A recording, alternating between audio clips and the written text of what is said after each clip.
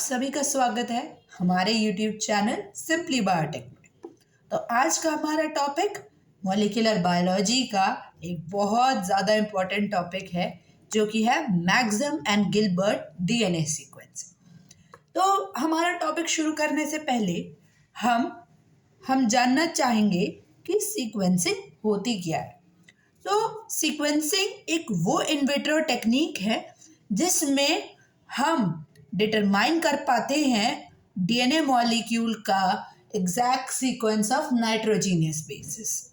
अब nitrogenous basis क्योंकि हम जानते हैं कि 4 होते हैं, adenine, guanine, cytosine and thymine. तो इनका डिटर्मिनेशन करना किसी भी टेक्निक की मदद से जो कि लैब में परफॉर्म होती हो उसको हम सीक्वेंसिंग कहते हैं। अगर सिंपल वर्ड्स में हम देखें तो डीएनए सीक्वेंस जो है डिटरमाइन करता है order of 4 chemical building blocks called basis जो कि हमारा एंटायर डीएनए मॉलिक्यूल बनाता है। अब हमें देखना है कि डीएनए सीक्वेंसिंग होती कैसे। तो डीएनए सीक्वेंसिंग में हम अपने डीएनए को सेल के न्यूक्लियस से आइसोलेट करते हैं और ये हमें हंड्रेड्स ऑफ फ्रेगमेंट्स में हमारा डीएनए मिलता है। उसका सिंगल जीनोमिक फ्रेगमेंट हम आइसोलेट करते हैं, उसकी 100 कॉपीज बनाते हैं और 100 कॉपीज बनाने के बाद 100 कॉपीज हम पीसीआर की मदद से, पॉलीमरेज चेन रिएक्शन की मदद से बनाते हैं और उसे हम सीक्वेंसिंग मशीन्स में भेजते हैं। उसका कंप्यूटेशनल एनालिसिस करते हैं उसके डेटा को और जो हमें हमारा सीक्वेंस डेटा उसके बाद हमें मिल जाता है। बात करते हैं कि जो भी हम डीएनए सीक्वेंसिंग कर रहे हैं उसकी नेसेसिटी क्यों है। क्योंकि जो हमारा न्यूक्लियोटाइड सीक्वेंस है वो हमें फंडामेंटल लेवल पे नॉलेज प्रोवाइड करता है हमारे जीन या फिर जीनोम के बारे में। ये एक ब्लूप्रिंट है that contains the instructions for building an organism and no understanding of genetic function or evolution could be complete without obtaining this information। मतलब कि ये अब एक बैकबोन है या फिर एक एक्सरे है, ब्लूप्रिंट है जो कि set of instructions carry out करता है किसी भी ऑर्गेनिज्म को बनाने के लिए और हमें कोई भी जेनेटिक फंक्शन या एवोल्यूशन की स्टडी पता ही नहीं चल पाएगी बिना इस न्यूक्लियोटाइड सीक्वेंस की इंफॉर्मेशन के। अगर हम इसकी टाइप्स के बारे में बात करें तो एक्चुअली ये टाइप्स नहीं, इसके मेथड्स हैं। तो ये 2 तरीके के मेथड से होता था। एक होता था फर्स्ट जनरेशन जो कि अर्ली मेथड्स हुआ करते थे और आज के मॉडर्न मेथड्स। तो फर्स्ट जनरेशन में आ जाते हैं हमारे सैंगर सीक्वेंसिंग और मैक्सम गिलबर्ट जो कि आज हम डिस्कस करने वाले हैं। और दूसरा है मॉडर्न मेथड जो कि है pyro, Illumina, single molecule and next gen sequencing. Now coming back to our topic which is Maxim and Gilbert method of DNA sequencing। तो ये जो मैक्सिम और गिलबर्ट मेथड है वो हमें एलन मैक्सिम और वॉल्टर गिलबर्ट ने 1976-1977 में दिया था। Also known as chemical degradation method. इसका अदर नेम है केमिकल डिग्रेडेशन मेथड क्योंकि ये बेस्ड है, किस पर बेस्ड है? Nucleo base specific partial chemical modification of DNA. मतलब न्यूक्लियो बेस यानी जो हमारा बेस सीक्वेंस है उसके मॉडिफिकेशन पे जो कि हमारा केमिकल मॉडिफिकेशन होता है डीएनए पर and subsequent cleavage of DNA backbone at sites adjacent to modified nucleotides. मतलब हमारा डीएनए बैकबोन की साइट्स पर, मतलब जो भी हमारी पर्टिकुलर साइट्स और ये हमारी साइट्स क्या होंगी, हमारा बेसिस होगा, उस पर एक सब्सिक्वेंट क्लीवेज करना। कैसे क्लीवेज करना? हमारा केमिकल्स के थ्रू क्लीवेज होना, तभी इसे केमिकल डिग्रेडेशन, मतलब डिग्रेड करना हमारा एक साइट स्पेसिफिक पर डीएनए मॉलिक्यूल के with the help of chemicals. तो अब मैक्सिम और गिलबर्ट डीएनए सीक्वेंस जो है वाइडली अडॉप्टेड मेथड हुआ करता था, अब नहीं होता यूज़ क्योंकि बहुत सारे इसके डिसएडवांटेज रहे और नए मेथड्स डेवलप होने की वजह से इसको अब एट प्रेजेंट नहीं यूज़ किया जाता। पर बहुत ज़्यादा शुरुआत पुराने ज़माने में इसका यूज़ बहुत हुआ करता था, आज के ज़माने में उतना वाइडली अडॉप्टेड नहीं है, और फर्स्ट वाइडली अडॉप्टेड मेथड है हमारा ये। तो हम इसका एक बार रिव्यू कर लेते हैं। इसे मैक्सम गिलबर्ट या फिर केमिकल डिग्रेडेशन मेथड क्यों कहते हैं? मैक्सम गिलबर्ट तो इसलिए कहते हैं क्योंकि मैक्सम और गिलबर्ट साइंटिस्ट ने दिया था। केमिकल डिग्रेडेशन क्यों कहते हैं? क्योंकि डिग्रेड हो रहा है हमारा डीएनए मॉलिक्यूल एक पर्टिकुलर साइट पे, और वो साइट न्यूक्लियो बेस है, यानी बेस सीक्वेंस है, जहां पर उस डीएनए मॉलिक्यूल का केमिकल मॉडिफिकेशन हुआ है, और वो एक पर्टिकुलर साइट पे डिग्रेड भी होती है with the help of chemicals. आगे बताएंगे हम क्यों केमिकल्स कह रहे हैं हम यहाँ। अब इसके प्रोसीजर की अगर हम बात करें तो प्रोसीजर में सबसे पहले हम एक डीएनए स्ट्रैंड लेते हैं जो कि डबल स्ट्रैंडेड है। उसको हम कुछ इस तरह से एज्यूम कर लेते हैं, लीनियर चेन में एज्यूम कर लेते हैं। तो हमने अपने क्लास 12th में पढ़ा है कि डीएनए को हम कहते हैं पॉलीन्यूक्लियोटाइड स्ट्रैंड, जो कि कुछ इस तरह की है, जिसके 5 प्राइम पे फॉस्फेट ग्रुप है और 3 प्राइम पे हाइड्रोक्सिल ग्रुप है। और हमारा जो पॉलीन्यूक्लियोटाइड स्ट्रैंड है वो न्यूक्लियोटाइड का बना होता है। तो न्यूक्लियोटाइड 3 चीज़ों से मिलकर बना है, पेंटोज शुगर जो कि ये दिख रही है, नाइट्रोजीनियस बेस जो कि हमारा इस तरह अडहेर है, और फॉस्फेट ग्रुप जो कि हमारा इस तरह से अडहेर है। और हमारा 2 न्यूक्लियोटाइड्स एक फॉस्फोडाइएस्टर बॉन्ड से जुड़े हुए होते। अब हम बात करें आगे के प्रोसेस की, तो हमारा जो डीएनए स्ट्रैंड हमने लिया था सेगमेंट, उसका हम ट्रीटमेंट एल्कलीन फॉस्फेटेजेस से कराते हैं।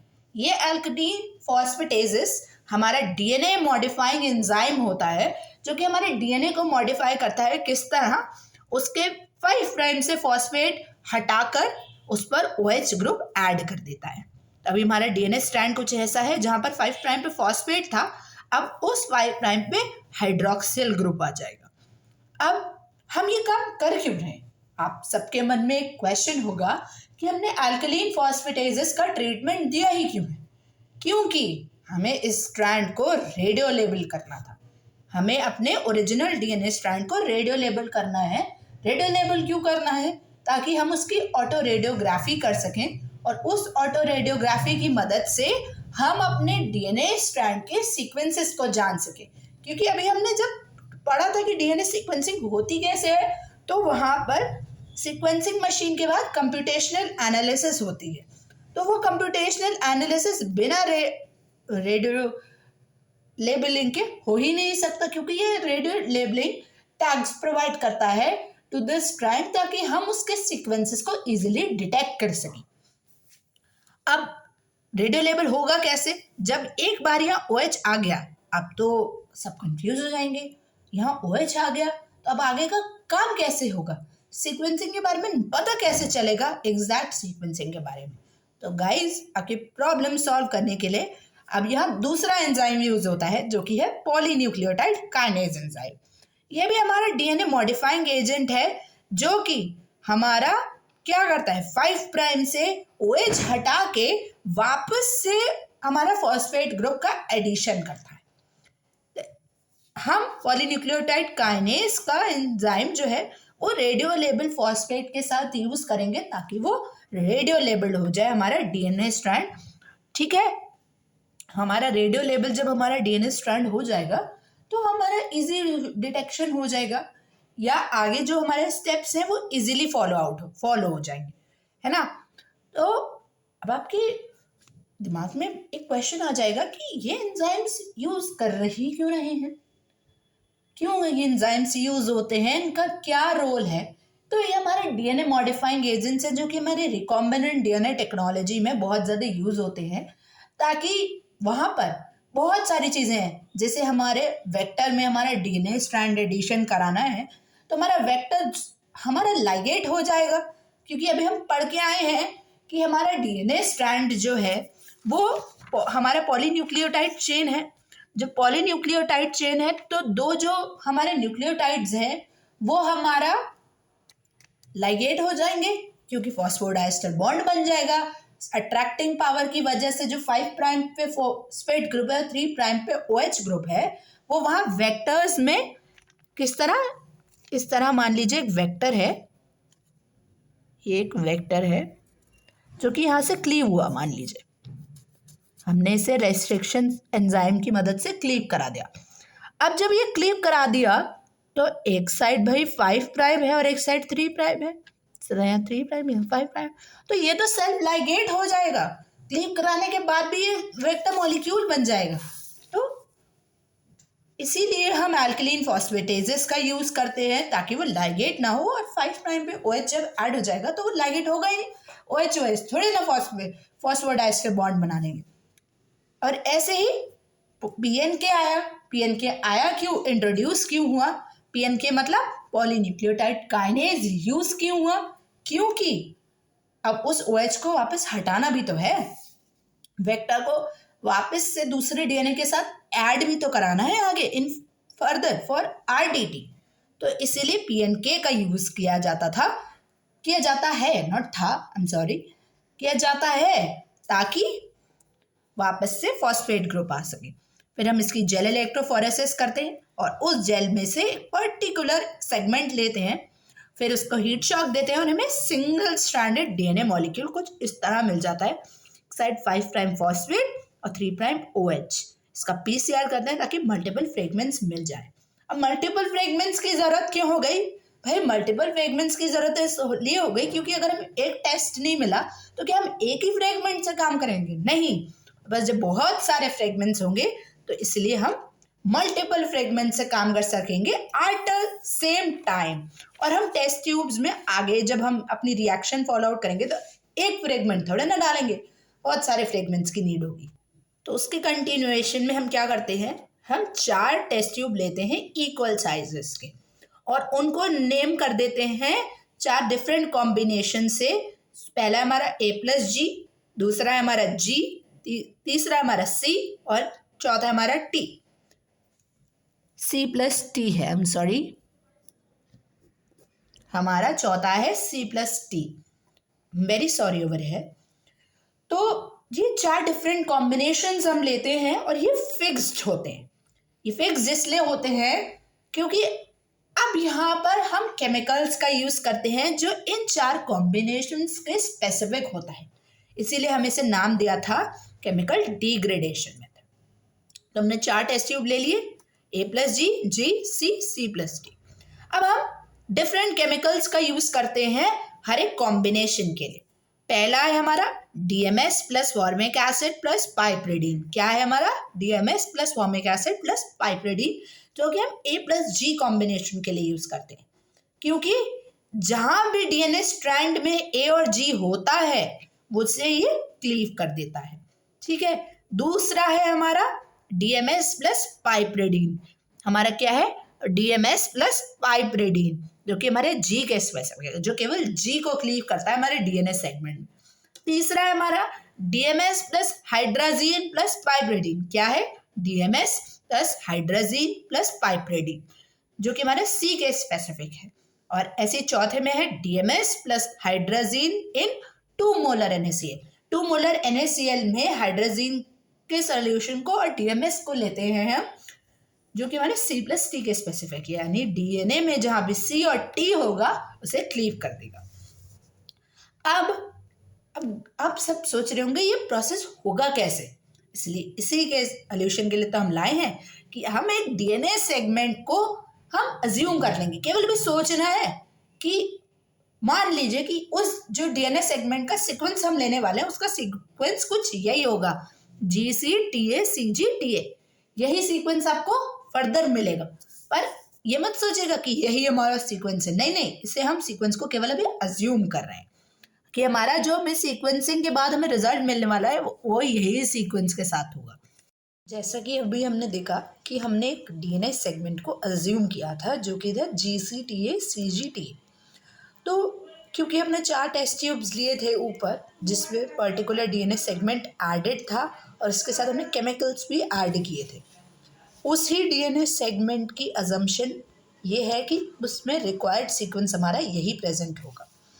तो अब हम इन डिफरेंट टेस्ट ट्यूब्स में, जो कि हमारे पास 4 टेस्ट ट्यूब्स थे, उन्हीं डिफरेंट टेस्ट ट्यूब्स के अकॉर्डिंग हम इन कॉम्बिनेशंस को देखेंगे कि जो हमारे पास केमिकल जब हम यूज़ कर रहे हैं इनके अकॉर्डिंग जो कॉम्बिनेशन फिक्स हैं, तो हम जब ये चेन डिग्रेड होगी, डीएनए का सीक्वेंस जहाँ भी डिग्रेड होगा, उससे पहले जो सीक्वेंस बचेगा वो नोट डाउन हो जाएगा। अब देखिए कैसे, क्योंकि सबसे पहला कॉम्बिनेशन हमारा A+G था और हमने रिक्वायर्ड डीएनए सेगमेंट कुछ ये लिया हुआ है। तो जब GC TA CG TA अगर हम यहाँ लिख लें GC TA CG TA, तो जब हम DMS plus formic acid plus piperidine हम यूज़ कर रहे थे, तो इस वाले सीक्वेंस में जहाँ भी A और G होगा वहाँ ये रिएक्शन स्टॉप हो जाएगी और उससे पहले का सब नोट हो जाएगा। जैसे पहले दिख रहा है इसमें G, तो G तो क्योंकि यहाँ रिएक्शन स्टॉप होगी तो यहाँ कुछ नोट होगा ही नहीं, इसलिए कुछ आएगा ही नहीं। दूसरा हमें दिख रहा है A, तो GCT नोट हो जाएगा। देखिए GCT नोट हो गया। अब इसके बाद हमें क्या दिख रहा है, अब हमें दिख रहा है इसके आगे C के बाद G, तो इससे पहले का नोट हो जाएगा GCTA C। क्या नोट हो गया? GCTA C। उसके बाद फिर हमें A दिख रहा है, तो GCTA CGT, GCTA CGT। तो ये 3 बेस पेयर्स का, ये 7 बेस पेयर्स का, ये 5 बेस पेयर्स का। अब हम G कॉम्बिनेशन में देखेंगे, जहाँ हमने DMS प्लस पाइपरिडीन को यूज़ किया था, तो उसके अगर हम सीक्वेंस में देखें, इस सीक्वेंस में तो जहाँ भी G होगा वहाँ स्टॉप हो जाएगा। पहला G यहाँ है, तो इससे पहले तो कुछ है नहीं, तो ये नोट करेगा ही नहीं। दूसरा G ये दिख रहा है, तो इससे पहले का नोट कर लेगा GCTAC 5 बेस पेयर्स का, GCTAC 5 बेस पेयर्स का। कॉम्बिनेशन अगर 3 में देखें तो C है, जिसमें हम अपना केमिकल कौन से यूज़ कर रहे थे बताइए जल्दी? DMS plus hydrogen plus piperidine. तो जहाँ भी इसे C दिख रहा है, C दिख रहा है तो यहाँ स्टॉप करके G नोट कर लिया। उसके बाद दूसरा C यहाँ दिख रहा है GCTA, तो इसने नोट डाउन कर लिया GCTA। अब हमारा कॉम्बिनेशन 4 की अगर हम बात करें, तो कॉम्बिनेशन 4 में हमारा C+T है और इसके लिए हम यूज़ कर रहे थे DMS प्लस हाइड्राजीन इन 2 मोलर NaCl। तो जो भी कॉम्बिनेशंस रिक्वायर्ड कॉम्बिनेशंस है वो नोट आउट हो जाएंगे। अब यही जो भी कॉम्बिनेशंस रिक्वायर्ड बेस सीक्वेंस के आए हैं वो हमारे जेल डॉक में लोड होता है, क्योंकि चारों टेस्ट ट्यूब्स हैं, इन्हें हम जेल इलेक्ट्रो, जितना भी रिजल्ट है वो हमारे जेल डॉक में हम लोड कर लेते हैं। चारों कॉम्बिनेशन फिक्स हैं जैसे देख रहे हैं। अब जितना भी बेस सीक्वेंस का नंबर आया है, जितना भी हमारा बेस सीक्वेंस है वो हम सब इस जेल डॉक में लोड कर देंगे। जैसे जेल डॉक आपको दिख रहा है, इसमें चारों कॉम्बिनेशन हमारे फिक्स हैं, SG, GC, C+T। तो जैसे जैसे हमारा बेस सीक्वेंस आया था, कैसे आया था अभी दिखा रहे हैं। ये जो बेस सीक्वेंस के नंबर आए थे 3, 7, 5, 1, 4, 5, ये जेल डॉक में लोड होता है। ये हमारा जेल डॉक में लोड हो जाता है।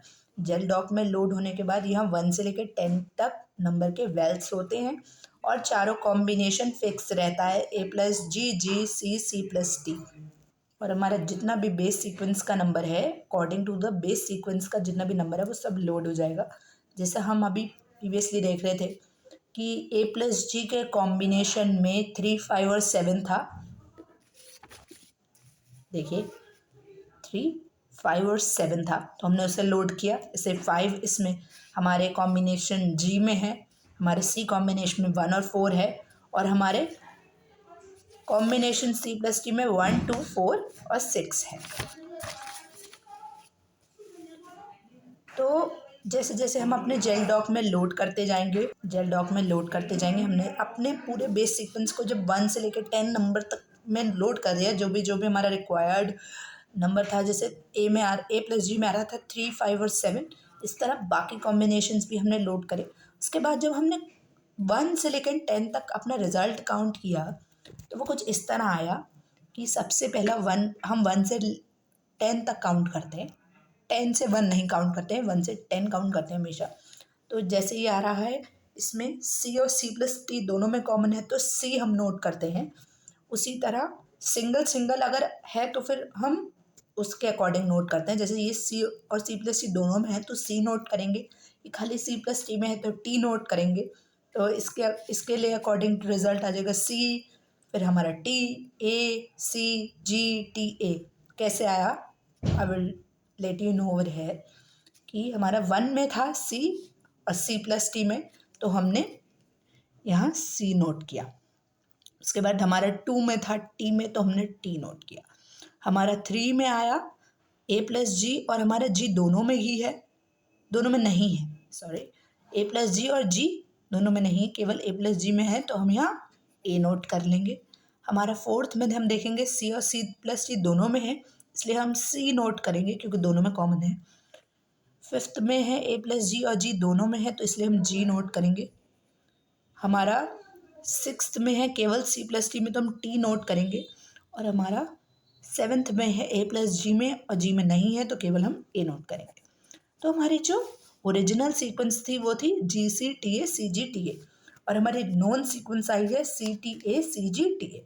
तो ये मैच हो रही है, इसका मतलब जो हमने सीक्वेंस लिया था वही उस डीएनए सेगमेंट में था जो हमने अजम्पशन लिया था, मतलब जेल डॉक के बाद भी हमारे पास यही रिजल्ट आया, तो इसलिए हमने करेक्ट प्रोसेस फॉलो किया। जब हमें सीक्वेंस नोन हो गई तो अब हम इसे ऑटो रेडियोग्राफी से रीड कर लेते हैं, और हमें जो भी रिक्वायर्ड सीक्वेंस है वो हम पढ़ लेते हैं। तो ये हमारी पूरी कंप्लीशन हुई कि मैक्सिम और गिलबर्ट डीएनए सीक्वेंस कैसे हम यूज़, कैसे प्रोसेस यूज़ होता है, हमें कैसे डीएनए सीक्वेंस का पता चलता है using Maxam and Gilbert method.